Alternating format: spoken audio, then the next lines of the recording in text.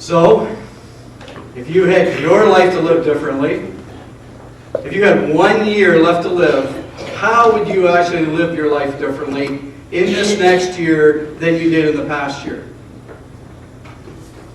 Would you live it differently? Have you ever thought about that? Some of us have had to face those questions, but many of us, most of us haven't. But if you did, if the doctor said you've got 1 more year left to live, how would you live your life differently? You know, if you want to clear a room quick, we'll see if this happens. If you want to clear a room quick, start to talk about death or dying. If you want people to get uncomfortable very quickly, just start to talk about that. Because that's what happens, isn't it? When we get in conversations about that, people start to just, they don't know what to say. We don't know what to think about when we start talking about death. You rarely, if ever, I don't know if you've noticed this, but if you've been to as many funerals as I have and visited with as many families as I have, or been in as many hospital rooms as I have with sick people who are dying or are thinking of, they're thinking it might be a possibility in their lives, you rarely, if ever, hear the word dying. You rarely, if ever, hear the word dead or death. You hear a bunch of other phrases. If you've noticed this in funeral homes or you've noticed this in hospitals, you hear a bunch of other phrases. Things like, he's gone, or he's passed away, or he's at rest, or she's at peace. You know, some of the cruder ones, I can't give you the real crude ones, but, he's kicked the bucket. He's bit the dust. The one that I heard, I only heard it once, and it was back in my last church, and I was visiting at a funeral home, and I overheard somebody saying to another person, "Oh, so-and-so got away." I thought, who are they running from? He got away. We're so uncomfortable with that whole idea, the whole topic of death and dying. Rarely, if ever, do you hear those words. We just don't hear them because we're uncomfortable with them. We're uncomfortable thinking about it. We're uncomfortable talking about it. We're uncomfortable planning for it. We're just uncomfortable with it. In fact, what we do is we spend a lot of our lives trying to create these pockets in our life, trying to create this safety and this comfort and this security in our life so we don't have to face it, or we think we can prolong it, we can kind of push it off into the future. So we spend our time focused on comfort and security. Safety. Trying to insulate or protect ourselves from it. That's what we do. We want to keep it as far away as we possibly can. I understand that. And we try to avoid thinking about it or planning for it. Let me give an example. When we were out west, I think I told this, there was a lot of time on the road. Hours and hours on the road, hundreds and actually thousands of kilometers that we drove. So you don't really have much of a chance to read when you're behind the wheel. It's a good thing, right?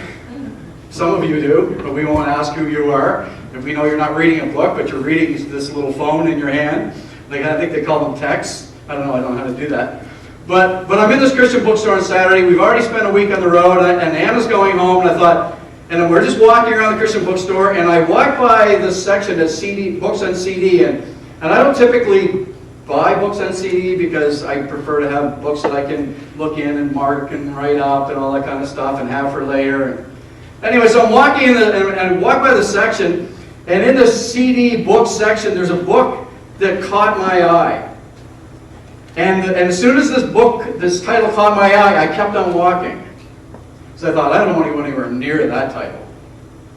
And then I kind of wandered around the store, and I came back again, and I saw it again, and I was drawn to it a little bit, and I picked it up, and I looked at it, and geez, do I really want to even think about this topic? So I put it back down on the shelf again, and I walked around the store for a few more minutes, and I was drawn back and thinking, well, I got to have something. So I went over and I picked it up, and I looked at it, and I read the back, and I thought, okay. Maybe I will get it. The title of the book is Risk is Right. Risk is Right by John Piper. And if you think about that topic, as soon as I read the title, I went, oh, he's going to be talking about death and doing all this crazy stuff for God. I'm not sure that I really want to think about that, so that's why I didn't want to pick it up. But I eventually did buy it. And I listened to it 3 times. And in that, he talks about this whole idea in our lives that we're actually enchanted. We don't just like it. We're not just drawn to it. We're enchanted with the whole idea of comfort, or safety, or security. We're enchanted with it. We'll do anything to obtain it. But then he's saying, but risk is right. It's possible that risk can be right. The sermon series. This was in the books, so to speak, quite a while back when Rob and I were planning out the year. And originally it was called Passing On. And I was so uncomfortable with that topic. Every time I looked at it in the sermon schedule, I was like, oh, I got to change that title. I'm not comfortable with that title. Changed it to Pass It On. And then later I changed it to Passing It On. And then I changed it to Handing It On. Anything but talking about passing on. I didn't want to talk about that. I didn't even like the idea of what that title conveyed. But that's the title of the series, Pass It On. And it's not just about dying. But it is something that we have to wrestle with. Every single person. We all have to do it. We can't escape it. We can try to avoid it. We can try to insulate ourselves from it. We can try to protect ourselves from it. But we can't avoid it. So we have to learn how to accept it. We have to learn how to get ready for it. Maybe the best way for us to see it. So how can I get ready for that? Am I ready? And that's the question I'd like you to think about as the worship team comes.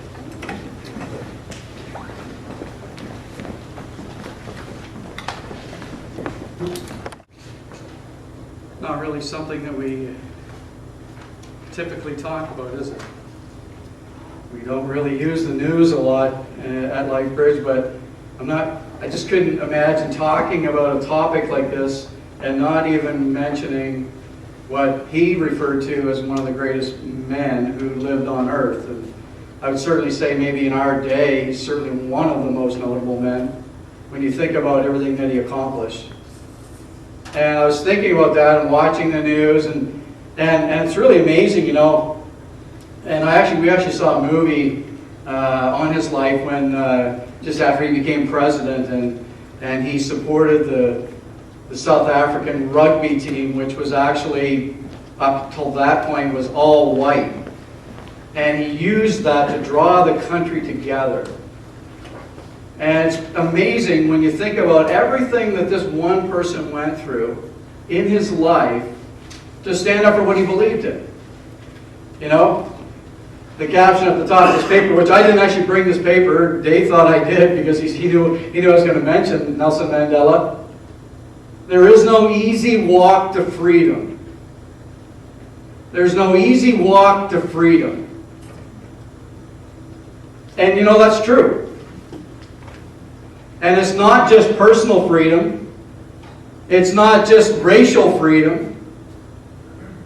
It's a difficult walk. It's a long walk to freedom for people. Because we all have a life. Every one of us has a life. We have a story. And every story is different. Your story is different than my story. Sometimes my actual story is different than the one I remember. Unfortunately. The older I get, the more often that happens. But we all have a story. And sooner or later, we will pass on. Sooner or later, that will be our reality. But before I face that, before I come face to face with that, The question is, what will I do with it, with my life? Will I just spend it? Or will I invest it? Will I just kind of throw the parts of my life away the way we do when we spend money, and we just kind of have it and we go and we do and we spend, and oh, we see this, we want that, and we think about that, we go get that, and you know how we spend without thinking sometimes? Okay, you never do that. But I've done that on occasion. Still. Or will we invest it? Will we think through what is the best use of this? My time, my life, my story. And we really struggle with that. And in some ways, I think it's true that we don't really know how to live until we come face to face and we start to face the reality that we're not going to be here forever. We don't really know how to live until we start to face our death or our demise, if you will. That's when we really know how to live. We start to live. And Jesus knew we had a problem with this. He knew we had a lot of problems. But he definitely knew that we had a problem with facing it. With facing the idea, the reality of passing on. He understood our focus problem. In John chapter 12, Jesus was answering some people, and he said, the hour has come that the Son of Man should be glorified. He's saying, my time, my passing is imminent. It's right here. It's very, very close. The hour has come that the Son of Man should be glorified. Most assuredly, I say to you, unless a grain of wheat falls into the ground and dies, it remains alone. But if it dies, it produces much grain. He who loves his life will lose it. And he who hates his life in this world will keep it for eternal life. I don't know about you, but I struggle with those words. There are lots of parts of my life that I don't hate. I like. Some parts of my life I love. What does it mean for us? What is he saying? I mean, first of all, we need to understand he's talking first about himself. He's saying, I am ready, and my death it's right here. It's imminent. It's very close. And I want you to know that this is the way that it works. Unless it dies, it produces much fruit. I mean, the principle of life and death. And we see it in the plant world.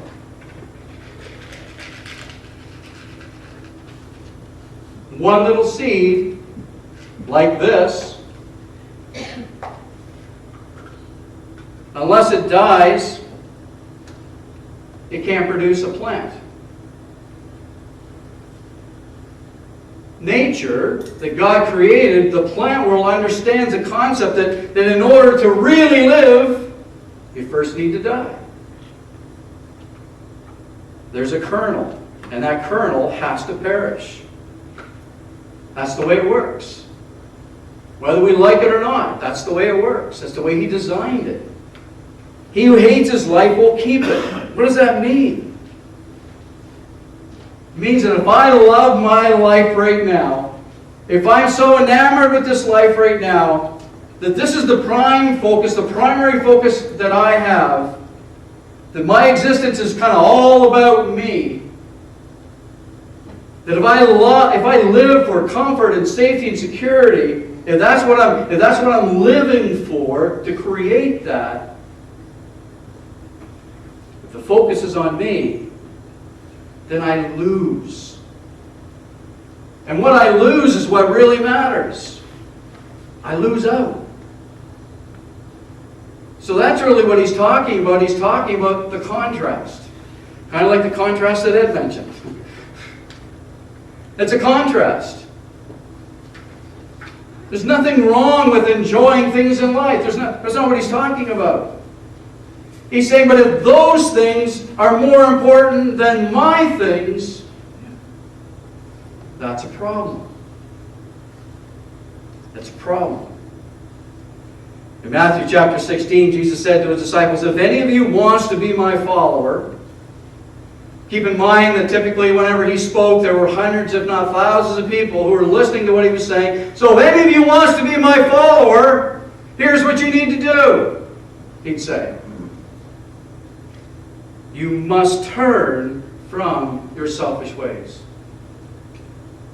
Take up your cross and follow me. If you try to hang on to your life, you will lose it. But if you give up your life for my sake, you will save it. And what do you benefit if you gain the whole world, but you lose your soul? Is anything worth more than your soul? So he's simply saying, we all have it. Meaning selfish ways. It's easy for me to focus on me. It's the easiest thing for me to do, really. It's easy for me to want what I want. It's easy for me to need what I need. It's easy for me to plan for what I want to do. It's easy for me to focus on me because, hey, there's only one me and I'm me, so why wouldn't I focus on me? That's selfishness. I like my selfish ways. I don't really want to give them up. It's a challenge to do that.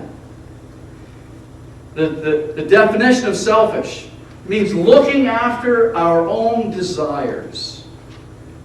Being concerned with my needs, wishes, and interests, while ignoring the needs and wishes and interests of others. That's what it means to be selfish. You don't need to hear that definition. We all know what it is because we've all done it. We all still do it.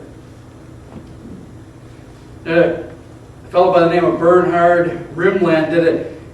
He's the head of the Child Behavior Institute. He did a research study and research on the idea of happiness. And he asked each of 10 people he knew best to label. He said to the people who were in the study, he said, label the 10 people you know best as either happy or unhappy. Then label them as selfish or unselfish. He said, all the people labeled as happy in the study, every one of the people labeled as happy in the study, every person was also labeled as unselfish. Unselfish. He wrote those whose activities are devoted to bringing themselves happiness are far less likely to be happy than those whose efforts are devoted to others. Crazy. That's not intuitive. We think for me to be happy, I need to focus on me. What I like, what I want, what I want to do, what I need. It's not it. Becoming Christ-like is a painful process. Becoming like Jesus is a painful process. The truth is that the Spirit of God at some point is going to ask you to go somewhere that you don't want to go. That you wouldn't pick it. He's going to ask you to do something that you may not necessarily really want to do. At some point He's going to do that. He's going to lead you, the Bible says, kind of in the way of the cross, which is sacrificing me for Him and for others. He's going to lead you in that way. All of us, if we follow Him. He's going to mold us into the person He wants to make us to be. That's what He's going to do. That's what He wants to do. That's the plan. In the book, The Voyage of the Dawn Treader by C.S. Lewis, little boy Eustace becomes a dragon. And to become a boy again, he has to go through this incredibly painful process of shedding his skin, his dragon skin, so that he can become a boy again. That's us. Oh, maybe not the skin, literally the skin, but the skin that we're talking about is sin. To shed that sin nature. To shed that selfish nature. And that is a painful process. Maybe you don't find it that way, but I definitely do. It's a very painful process to shed selfishness and sin in our lives, to get rid of it. The Holy Spirit's not trying to hurt us, but He does want to make us like Jesus. That's the goal, for us to become like Jesus. Paul talks a lot about passing on. When you read the Gospels, or when you read Paul's writings, the epistles, you'll discover that he mentions passing on, leaving this life, passing on in a lot of different ways, actually. He talks about it a lot. And in 2 Corinthians chapter 5, he says, "For we know that if the earthly tent we live in is destroyed, we have a building from God, an eternal house in heaven, not built by human hands. Therefore, we are always confident and know that as long as we are at home in the body, we are away from the Lord. For we live by faith, not by sight. We are confident, I say, and would prefer to be away from the body and at home with the Lord. So we make it our goal to please Him, whether we are at home in the body or away from it." How many of us can honestly say that? I struggle with that. I have a hard enough time accepting the imminence or the reality of my passing. But Paul says, not only have I accepted it, I would actually prefer it. Knowing that if I leave this body, if I leave this earth, I'm with Jesus. Which he says over and over again is much better to be with Jesus. He was ready. He was anxious for it. The problem for me is, maybe you experience this too, I'm so caught up in trying to be more comfortable, trying to be more successful, trying to create greater security.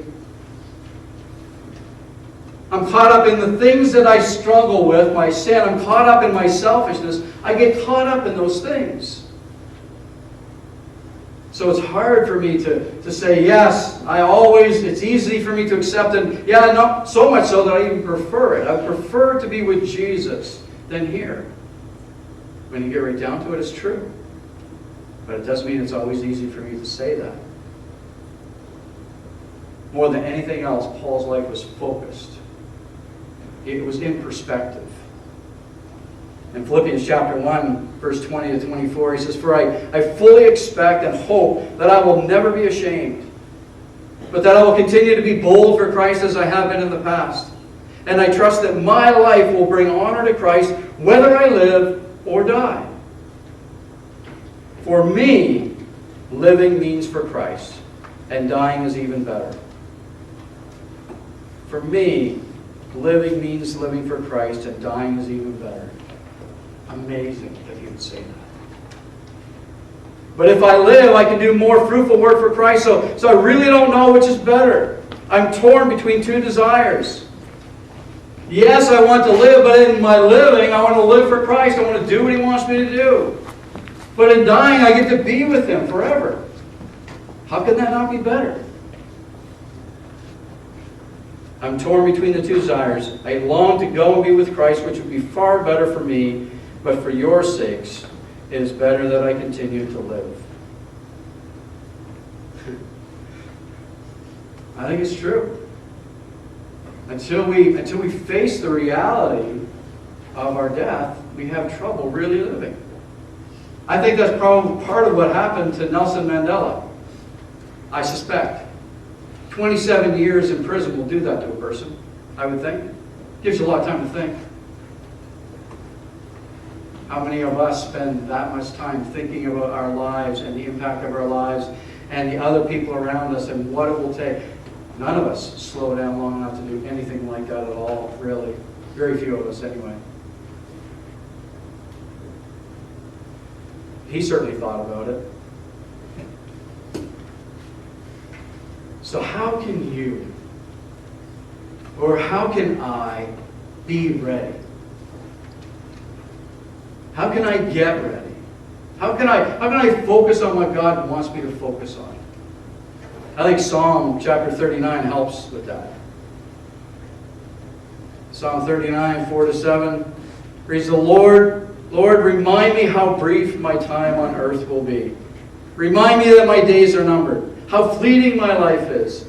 You have made my life no longer than the width of my hand. My entire lifetime is just a moment to you at best. Each of us is but a breath. We're merely moving shadows, and all our busy rushing ends in nothing. We heap up wealth, not knowing who will spend it. And so, Lord, where do I put my hope? My only hope is in you. Where's your hope? Where's your hope? Is it in comfort? Is it in security? Is it in success? Is it in safety? Or is it in God? Where's your hope? For all of us, you think about that. When I think about numbering my days, when I look around LifeBridge typically on a Sunday morning, I realize that I will only speak for myself, bring the median age of LifeBridge up just a little bit. I'm kind of in the upper, older quadrant of LifeBridge. It's like when I told you when I went to Mydale and the lady, she was in her 80s, so she definitely brought the median age up there. And she said to me when I sat down, and I told her who I was, and Ann and I are going to be missionaries on doors. She kind of looked at me and she said, "Aren't you a little old for this?" Yes, I am a little old for this. Thank you for reminding me.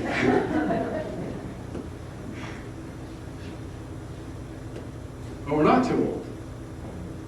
While you have life and while you have breath, if you really want to live, give your life away.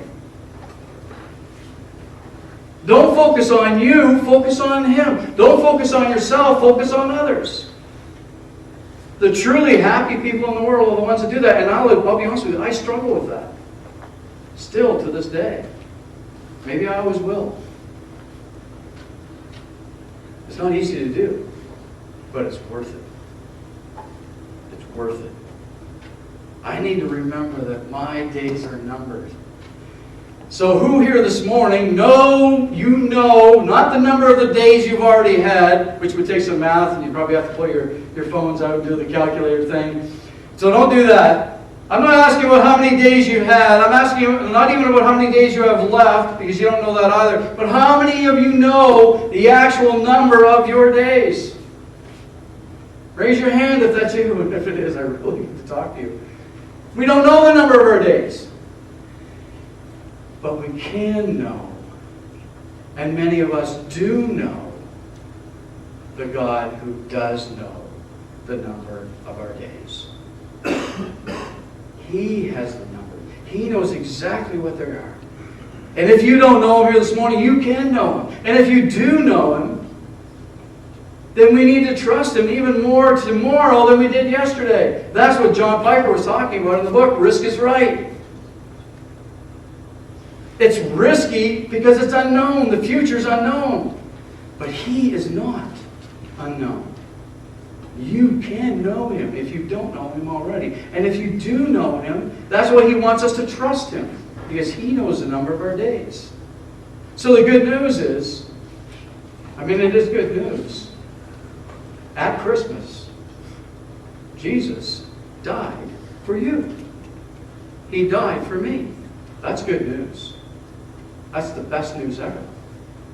Because He paid the penalty for us. He paid a price that we could never pay. That's good news. And He came knowing He was going to do that. And I can know Him. So what's the focus of my life story? What's the focus of all my busy rushing around? How many of you use the phrase when somebody asks how you're doing? You say, I'm busy. And even the ones of you who didn't say it, yeah, I know you said it in your head. Because you say it out loud all the time. We all say it. I'm busy. Busy. Busy doing what? What am I doing? What am I doing with my life? In all my rushing around, I'm not saying you're not busy, but in all my rushing around, what's the focus of it? Is it God? Or is it comfort and safety and security? What is it? Who is really in charge of my life? Proverbs 16:9 says, a man's heart plans his way, but the Lord directs his steps. A man's heart plans his way, but the Lord directs his steps. Think about this for a minute. Here's your Christmas moment. Think about Mary and Joseph. Now, we know that they were quite young, and we know that they were engaged.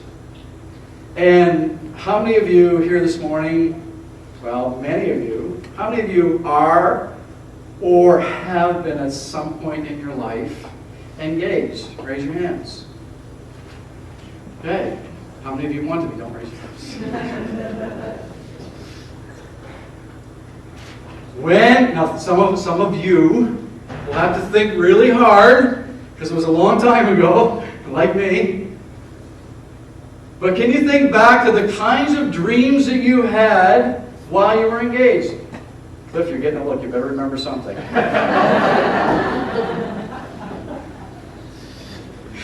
Sorry.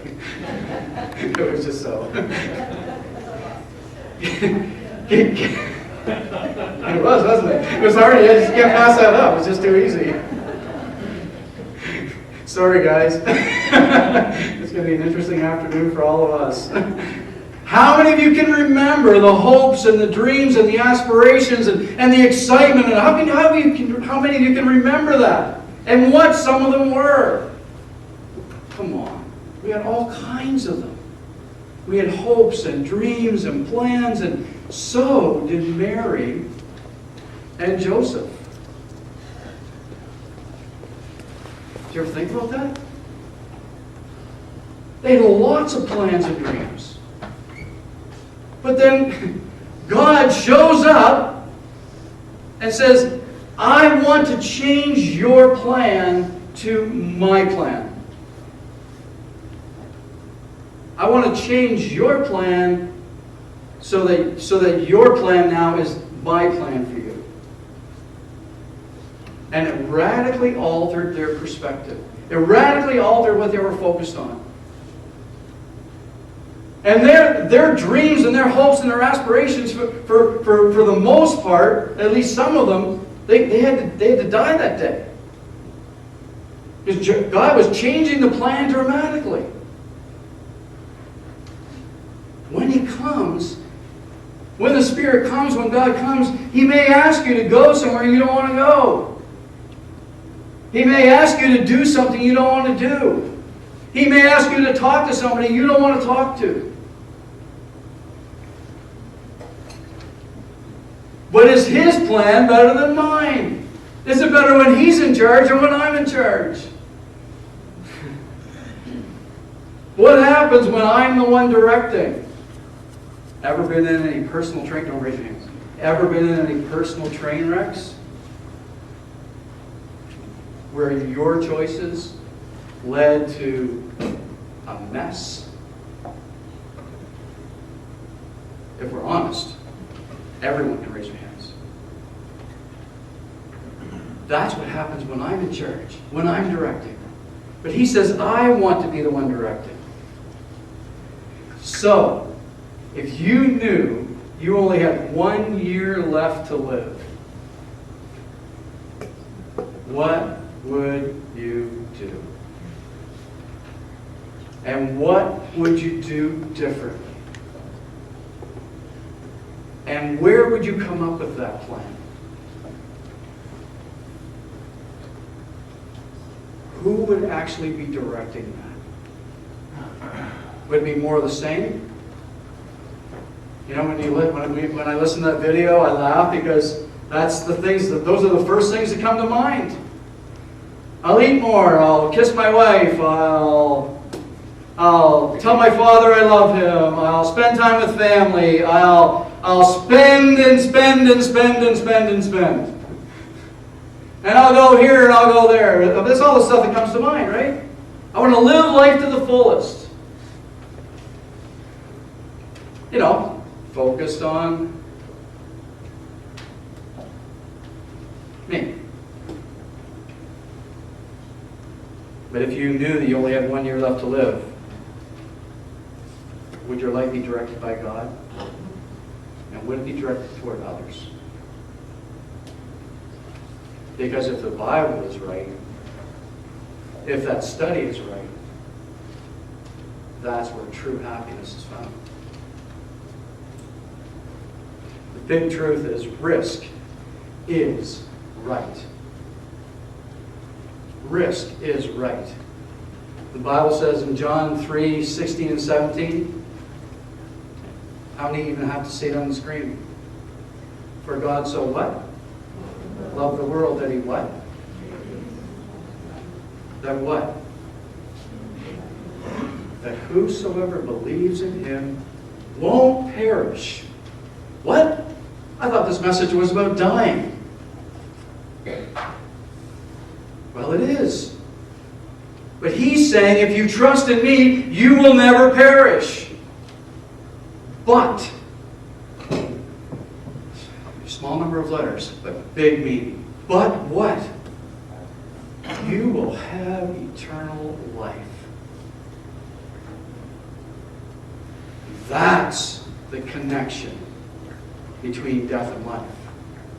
Jesus came to die so that you and I could live. That's the connection. Christmas was as much about Jesus' death as about his birth. In fact, it was all about his death. The birth only made it possible. Risk is right. You can trust Jesus Christ.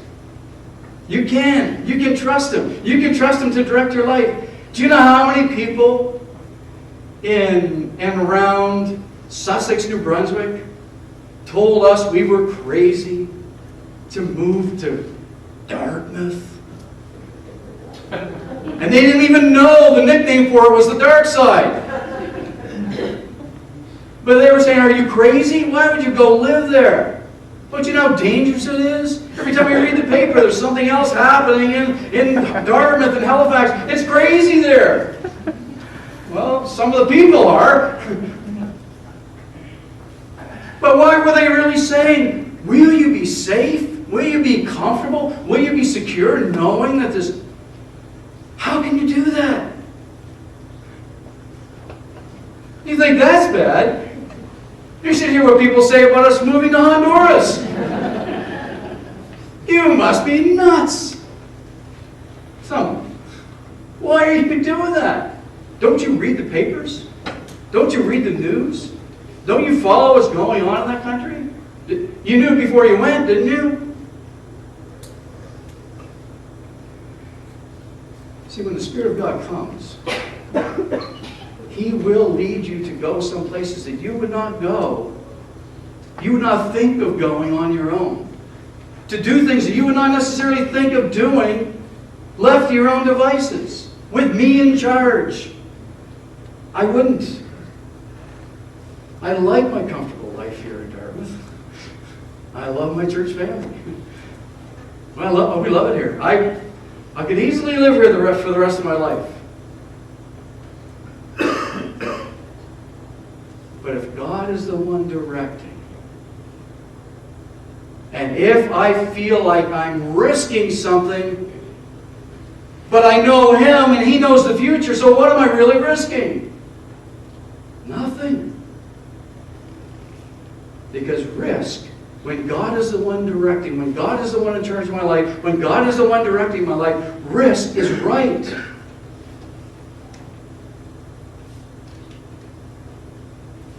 So how about you? Where are you going? Who does God want you to talk to speak to share with? What does he want you to do? When you think about passing on, it's not just about dying, it's about passing on the things that God has entrusted to me for his purposes and for the sake of other people. That's the best use of my time. I still struggle trying to figure that out. But it is. So what about you? What about you? And when you think about passing on, that's what we're going to talk about for the next 2 weeks. The kinds of things that God would want me to do. And who would God want me to share my life? The life I only have because He's the one that died so I can have it. Who does He want me to share that life with? And that's what we're going to be talking about for the next 2 weeks.